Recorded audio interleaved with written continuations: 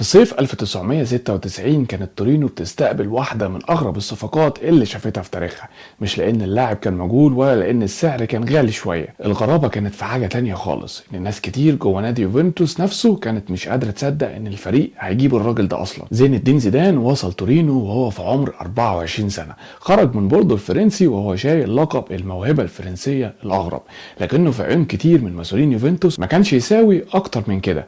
موهبة، بس موهبة هشة، وفي دوري زي السيري آ الإيطالي الموهبة لوحدها مش بتكفي، لازم معاها دراع حديدي. المشكلة إن زيدان من النظرة الأولى ما كانش شايل أي حاجة تشفع له عند الطليان. عشان نفهم الحكاية صح لازم نرجع للسياق من الأول، بس قبل ما نرجع ما تنساش تعمل اللايك والشير وسبسكرايب، ويلا بينا.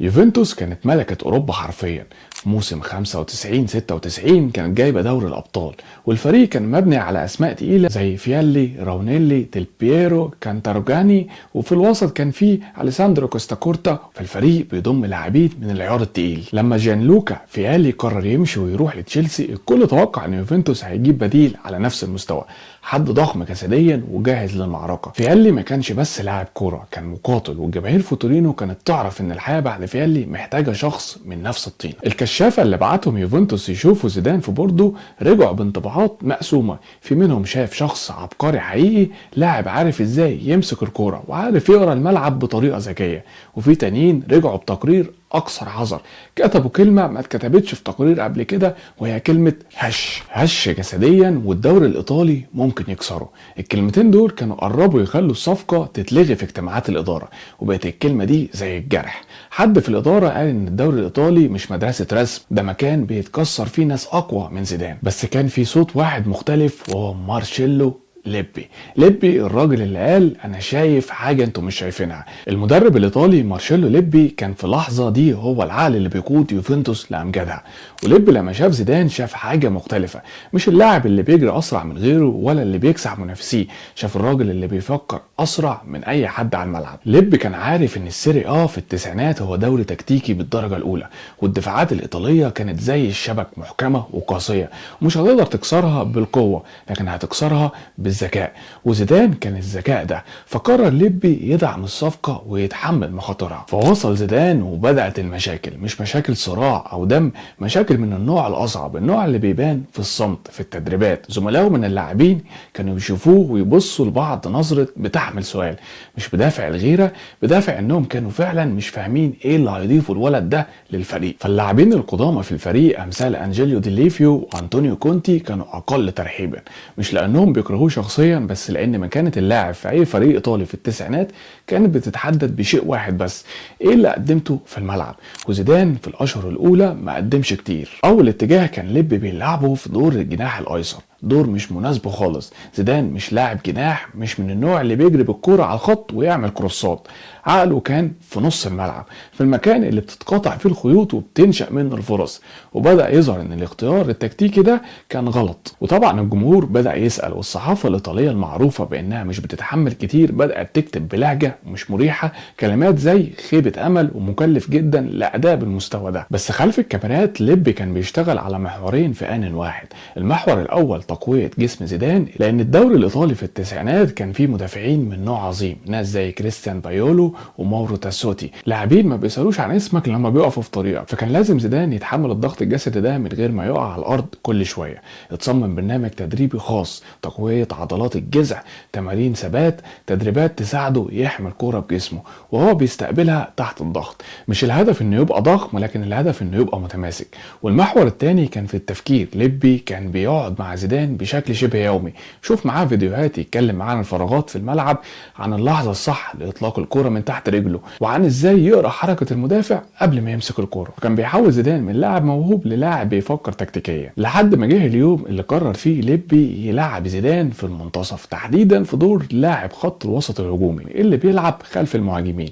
المركز ده سمح لزيدان يلعب بالطبيعة بتاعته، استقبال الكرة ووجهه للهجوم والالتفات حوالين المدافعين بحركات الجسم المميزة. المميزة وتوزيع الكرات الحاسمة. وفجأة بدأ الجمهور يفهم، بدأ يظهر ان الراجل ده مش بطيء، هو بيتحكم في السرعة، ومش ضعيف، هو بيخلي منافسيه يستنفذوا طاقتهم وهو واقف. ومش مركز غلط، دي كانت المراكز الاولى هي اللي كانت غلط. اليساندرو ديل بييرو كان وقتها نجم يوفنتوس المحبوب والمدلل، ابن تورينو الروحي.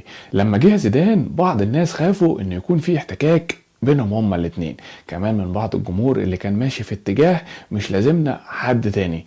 بس اللي حصل كان عكس ده تماما. زيدان وديل بييرو اكتشفوا انهم بيكملوا بعض بطريقه مش طبيعيه. ديل بييرو كان لاعب الفراغات الضيقه اللي بياخد الكوره في المكان الصعب وبيعمل منه سحر، وزيدان كان اللي بيخلق الفراغات دي من الاصل، بيعملها من العدم بحركه واحده او بلمسه واحده بتقلب الملعب. فكانوا بيفهموا بعض من غير ما يتكلموا. والمباريات ضد الفرق الكبيره بدات توضح الصوره.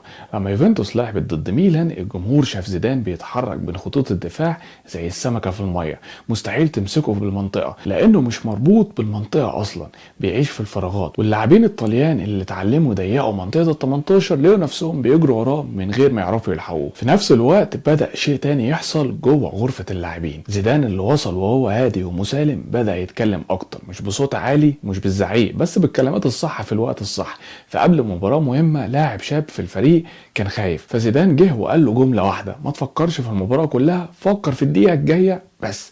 اللاعب قال بعدها ان الكلمه دي غيرت طريقه تفكيره في الكوره، وبدا الزملاء يحسوا ان في حد جوه الفريق بيفهم الكوره بطريقه مختلفه، مش لانه بيتكلم عن نفسه لكن لانه بيتكلم عن اللعبه. في فتره زيدان مع يوفنتوس من 96 لحد 2001 الفريق كان من اقوى فرق اوروبا، والكلام ده مش مبالغه. في سيزون 96 97 و97 98 يوفنتوس كانت في نهائيات دوري الابطال، كانت بتاخد القاب الدوري الايطالي واحد ورا الثاني، وكانت في مستوى ما شافوهوش غير قليل من الفرق في التاريخ. وطبعا زيدان كان في قلب كل ده، مش كلاعب بيصنع، لا كلاعب بيعطي الفريق كل ايقاعه. يوفنتوس كانت بتلعب بالسرعه اللي زيدان بيختارها، لما بيبطئ الفريق بيستريح ويتحكم، ولما بيسرع الفريق بينفجر. ولما نتكلم عن الجوائز الفرديه هي جت متاخره شويه، بس جت في 1998. زيدان فاز بالكره الذهبيه، وفي نفس السنه قاد فرنسا للتتويج بكاس العالم، وسجل هدفين راسيين في النهائي قدام البرازيل. فالولد اللي قالوا عنه هش سجل براسه في نهائي كاس العالم. لو سالت ايه اللي خلى زيدان يعدي الاختبار الصعب ده، الجواب مش التدريب الجسدي بس، ولا ان ليب يساعده في التكتيك. الجواب اعمق. زيدان كان بيملك صفه نادره جدا، انه يفصل بين النقد والايمان. لما الصحافه الايطاليه كانت بتنتقده ما كانش بيرد وما كانش بينكسر، كان بيرجع التدريب من تاني.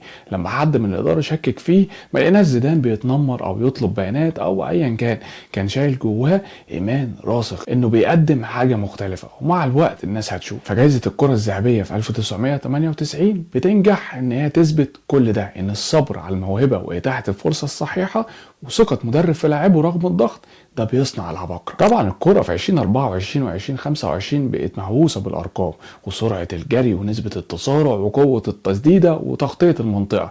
كل لاعب بإيده ملف رقمي وكأن الارقام بتحكم الحقيقة.